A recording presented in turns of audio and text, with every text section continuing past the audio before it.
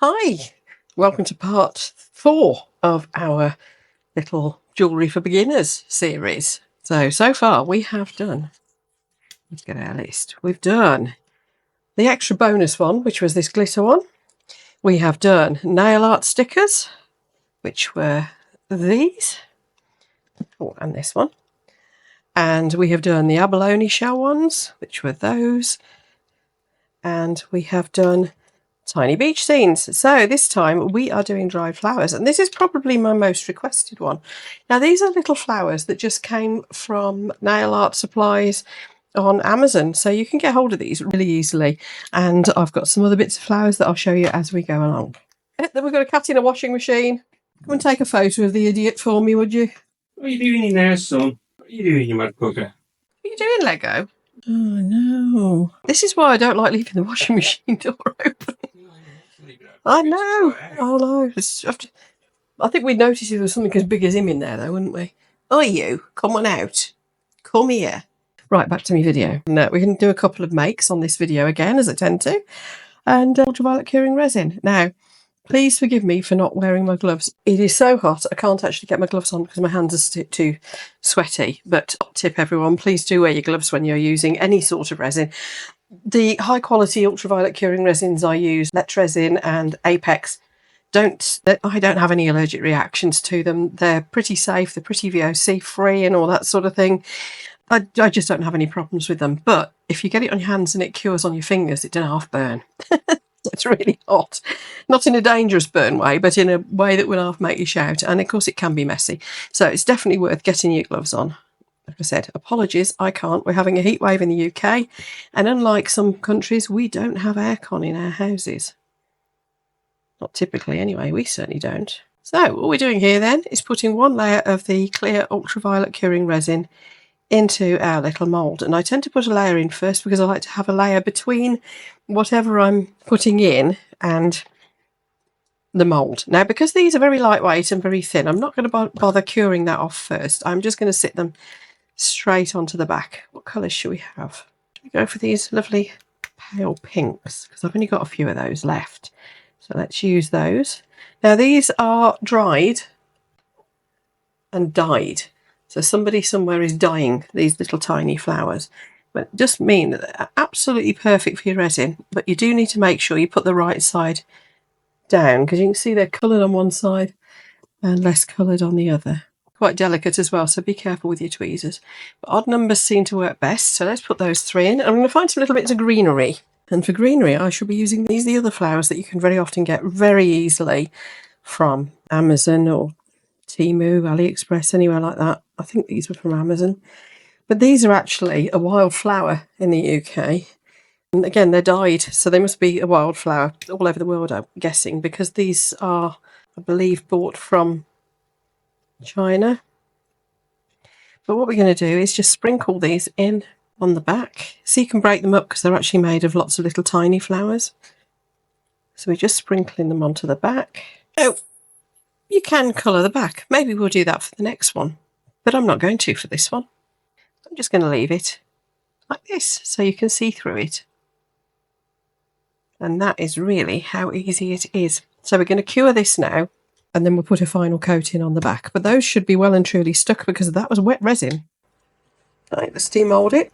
I mean, that is how ridiculously easy this is. Look at that. That's perfection, isn't it? Just perfection. Now, if you want to top coat it, you can. I typically do. There's a little bit there wants snipping off as well. There we are. Just took it away with the thumbnail.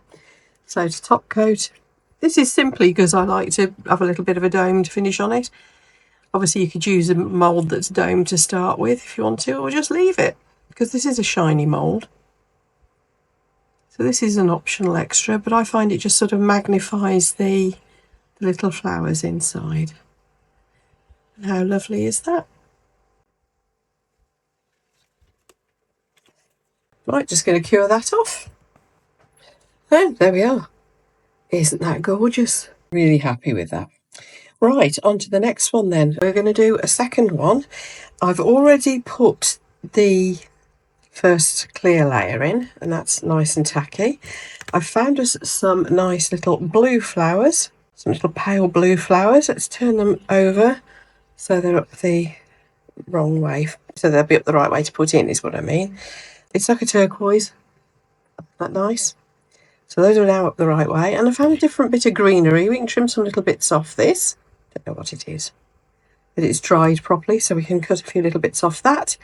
And I'm going to put this time an opaque back on it. Probably a pearlescent opaque back. But that's why I've gone for slightly more vivid colours this time. So same again. We've already got some clear in here because I'd already done that. Just going to put a little bit to stick it down. I could have just laid these in because they're so light, as I did with the previous one, and not worried about that first layer, but I wanted to put a first layer this time. So just a little very thin layer this time to fix these down. There we are. And then, like I said, we're going to trim some little pieces off this to put in the back, which we're going to do with my really subtle kitchen scissors. There we are. Let's arrange them. I don't want them in any particular positions. Just kind of want them to look like they've fallen there, which they have. So that shouldn't be difficult, should it? Just poking them all down in. Let's get my silicone stick. That might be easier. Right, there we are. So, little layer of clear again. And then we'll put, I think, an opaque pearlescent white on the back using some of my Super Sparkle whites. That should do it nicely. I mix it quite a strong mixture so that it goes opaque. I very often just use it as a fine glitter in the resin, but no, this time we will go quite solid colour with it. Got to cure that first though. Right, so we're just going to take a bit of my Super Sparkle white and mix it up with a little bit of the normal clear resin.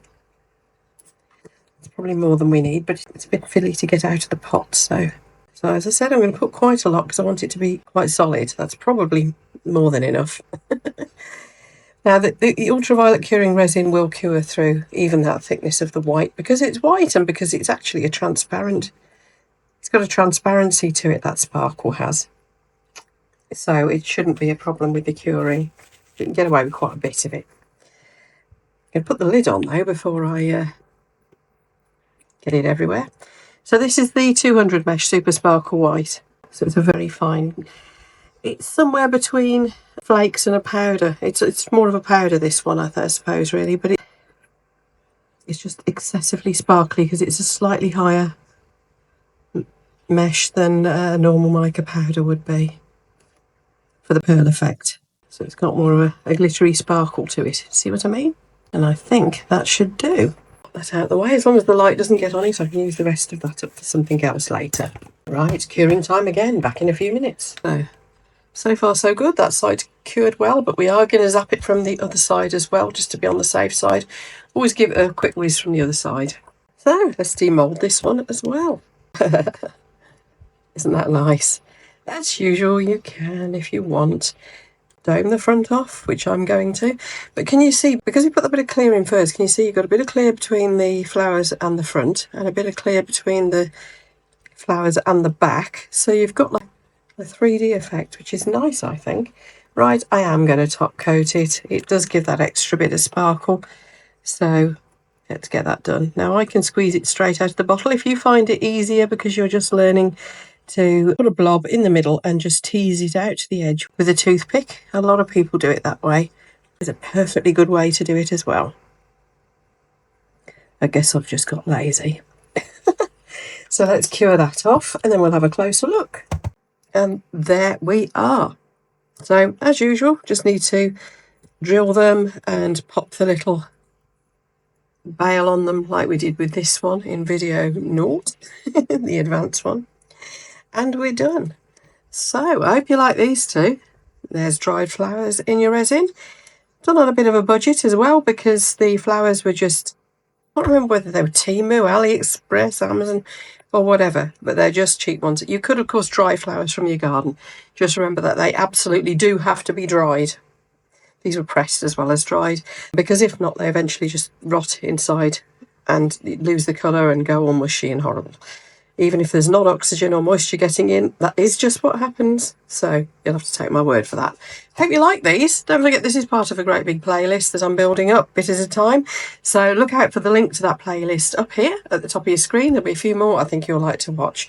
And if you subscribe, of course, and hit that notification button, you should get notified when I'm making some more groovy things. See you for the next one. Bye.